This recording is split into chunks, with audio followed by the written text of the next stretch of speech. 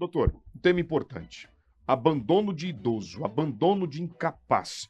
Isso tem aumentado consideravelmente e vocês, né, à frente da vara da cidadania, né, da área da cidadania, se sentiram absolutamente sensíveis à situação e precisam falar deste tema, que é o abandono de incapaz.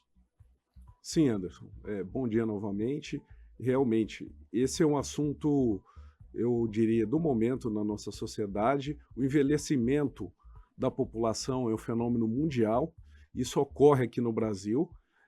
Para se ter uma ideia, há dados da OMS que no ano de 2025, agora, ano que vem, o Brasil terá a sexta maior população de idosos do mundo.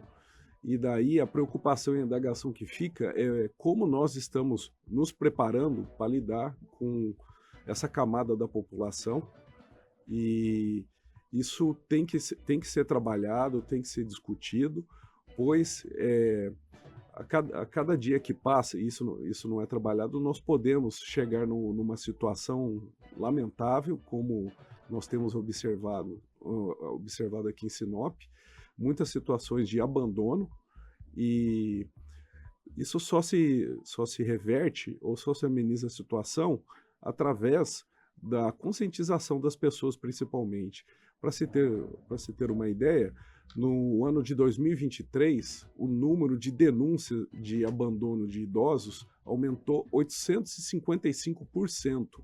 É um número muito alto, isso reflete que algo na nossa sociedade não anda bem, e isso talvez, as causas de abandono de idosos são muitas, mas isso talvez esteja nos dizendo que aquele tradicional respeito aos mais velhos, isso está se perdendo em nossa sociedade, né? E nós precisamos resgatar isso daí. Digo isso não apenas com saudosismo, de uma forma meramente conservadora, no sentido de que na minha época que era bom, hoje não é. Não, a sociedade evolui, ela caminha para frente, mas há valores, há referenciais que nós não podemos perder, sob pena de jogar a água fora com o bebê junto da bacia, e nós precisamos resgatar esses valores. Perfeitamente. E é crime, né? Se parar para analisar, nós temos aí uma ocorrência de crime, quando eu abandono o idoso, ou simplesmente eu não dou atenção a esse indivíduo que está lá na melhor idade, que precisa de uma atenção especial, eu cometo um crime. E isso, aquele familiar, aquele filho, filha que vem a abandonar um idoso, ele pode estar cometendo o crime de abandono material, eh, do artigo 244 do Código Penal. Ele também pode estar praticando um crime específico do Estatuto do Idoso, contido no artigo 98, que consiste em abandonar em hospitais, casas de saúde, instituições de longa permanência e congêneres, ou deixar de prover a subsistência quando há o dever legal ou determinação judicial para isso. E também pode-se até incidir, eventualmente, no crime de abandono de incapaz. Então, há essa responsabilização criminal e também há a possibilidade da responsabilização civil, Anderson. É importante trazer isso para os nossos ouvintes, porque o dever, a obrigação de cuidar do idoso, vocês vejam bem como é o nosso ordenamento jurídico. A Constituição, ela traz que os pais têm eles têm o dever de cuidar dos filhos menores. Porém, os filhos maiores têm o dever de cuidar dos pais, principalmente Melhor idade, na né? melhor idade. E quando isso não ocorre, os pais podem, inclusive na área civil, mover ações de alimentos em relação àqueles filhos que estejam se recusando a cuidar dele. Ou muitas das vezes, como a gente vê, o idoso tem 8, 9 filhos, apenas um faz tudo sozinho e o restante fala: o pai, a mãe já está sendo cuidado, não tem problema, não. Isso o dever é de todos, a obrigação é solidária e pode ser cobrado daquele que tenha se recusado. Também é possível até uma ação indenizatória por abandono afetivo em relação a esse idoso. Enfim, há vários mecanismos para se, se punir e se cobrar a responsabilidade do filho, já que amar alguém é facultativo. Agora, o dever de cuidar em relação ao pai e à mãe, esse daí é peremptório. É obrigatório, né? Precisa ser cumprido aí. Edinaldo Lobo, fique à vontade. Daqui a pouco eu venho com o Washington da Energisa. Estamos com o Guilherme Inácio, ele que é promotor da área de cidadania aqui da cidade de Sinop e fala deste tema muito importante que é o abandono de incapaz, né? Principalmente se tratando de idosos. Doutor, mais uma vez, muito bom dia. Obrigado pela presença, obrigado por atender o nosso convite. Como que o rádio é importante, Anderson? O rádio é uma magia. Olha só, que um velho ditado tem até hoje. Um pai cuida de 10 filhos. 10 filhos não cuidam de um pai. Não num contexto geral. Como é que é importante? Agora o que me chamou a atenção na fala do doutor Guilherme é que o Brasil é a sexta maior população de idosos do mundo. Isso preocupa, doutor? Até porque hoje a longevidade, as pessoas vivem mais. Antigamente, com 60 anos, 65, as pessoas morriam. Hoje, com 70, tem gente com 70, 75 anos, tá fazendo planos, cara, de futuro. Isso preocupa com esse país tão idoso desta maneira e a gente vê o abandono de incapaz, o abandono de idoso, doutor Guilherme? Olha, isso preocupa sim, Reginaldo. Se nós formos observar, isso preocupa por quê? Porque o Brasil não está preparado para isso. Verdade. Os países europeus, os ditos de primeiro mundo, o que ocorreu? Eles primeiro enriqueceram e depois a população envelheceu.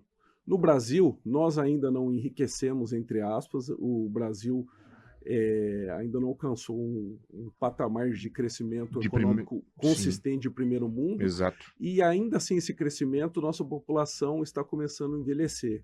Isso vai trazer uma série de problemas sociais, econômicos, etc. Nós poderíamos passar o dia falando sobre eles, mas eu quero focar apenas em um, que é a questão da situação de abandono de idosos. Já há muitos anos atuando na área, não só aqui em Sinop, mas em outras comarcas, o que muitas vezes a gente vê? A gente vê os filhos, quando o pai começa a ter um problema, fica mais limitado, obviamente isso não é uma regra, eu digo dos casos que eu constatei, e eles querem simplesmente passar o problema para frente, entregando esses idosos numa instituição de longa permanência, conhecido popularmente como os asilos, né? E os deixá-lo lá. Se você for conversar com as pessoas que trabalham nos asilos, nessas casas asilares, você vê cada história triste de verdadeiro depósito de pessoas, não no sentido de que elas estejam depositadas e mal cuidado. No geral, eles são bem cuidados, a equipe que está lá é mais do que servidores, muitas dessas entidades são filantrópicas, eles agem por amor à causa, eles acabam fazendo o papel da família, mas é triste ver a questão do abandono de pessoas que são colocadas e raramente são visitadas, são deixadas de lado, e não é incomum você ouvir a situação daquele idoso que está lá, que recebe um benefício, e um percentual do benefício fica retido lá pela casa, e o idoso fica lá 9, 10 anos abandonado dos familiares. Quando ele morre, o filho ou a filha muitas das vezes não vai nem ao velório, aparece lá única e exclusivamente para saber do cartão do benefício do idoso. Então é muito triste isso. É triste demais. Em Sinop, qual que é a realidade hoje? A gente quer saber de Sinop. Qual que é a realidade de Sinop? O senhor que é promotor da cidadania. Olha, boa pergunta, Reginaldo. A nossa realidade é o seguinte, o município ele não possui uma instituição pública de longa permanência. O que nós temos aqui são duas associações privadas, entidades filantrópicas de cunhos religiosos. Nós temos o Lar Madre Vani, que tem capacidade para em torno de 57 pessoas, e nós temos o Lar Vicentino, que tem capacidade um pouco menor, para em torno de 17, 18 pessoas, e as vagas são essas. Então, isso nem de longe dá conta da demanda. Os profissionais que atuam nessas instituições, como são instituições filantrópicas de caridade, eles dão prioridade para aqueles idosos efetivamente carentes, né? E acaba havendo uma fila de espera muito grande, acaba acontecendo de muitos idosos, por falta de vaga, ou ficam em situações inadequadas, sendo cuidados às vezes por vizinhos, estranhos, ou em outras instituições que não deveriam estar, situações muitas vezes de um idoso que foi internado no hospital e depois não recebeu alta porque não tinha para onde ir, foi abandonado. Então, é um problema importante, como eu disse anteriormente, é um problema do momento. É muito sério uma cidade pujante como Sinop, uma cidade linda, uma cidade que não para de crescer, nós não termos uma instituição de longa permanência para idosos aqui do município, tendo em vista que esse é um dever do município. E aqui eu faço uma breve contextualização, isso não é uma crítica em relação à atual administração, pois nunca se houve essa instituição aqui. Então, ou seja, isso é uma falha que vem de todas as outras administrações pretéritas, e eu acredito que chegou o momento disso ser resolvido. Ainda não tive a oportunidade de conversar com o atual prefeito, o senhor Roberto Dorne, mas pretendo me reunir em breve. Já estive conversando com a sua secretária de Ação Social, e o Ministério Público vai focar nesse ponto, a questão da construção de uma instituição de longa permanência, procurar sensibilizar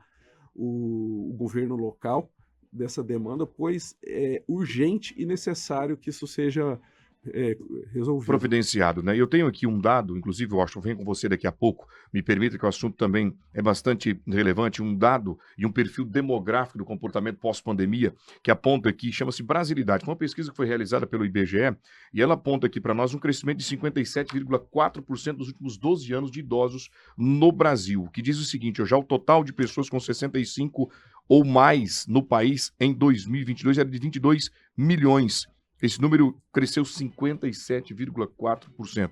Ou seja, é preocupante. Este dado ele me traz um filtro aí de diversos dados importantes que a gente vai traçar isso aqui ao longo do nosso programa, dos nossos programas ainda este ano, para discutir sobre este assunto importante que o senhor disse já que deve se reunir com o prefeito para buscar e provocar através do Ministério Público a construção de um lar, de uma base, de uma sede de longa permanência aqui na cidade de Sinop. Obrigado, doutor, pela sua participação. Tenha um ótimo final de semana, porta aberta. Inclusive, quero convidá-lo para bater esse papo comigo também no Balanço Geral pela Record TV. É importante que a gente provoque isso, tá? E sempre que tiver informações para a nossa comunidade de utilidade que possa provocar, né, melhorias e trazer qualidade de vida para o nosso povo, porta aberta do Jornal Integração.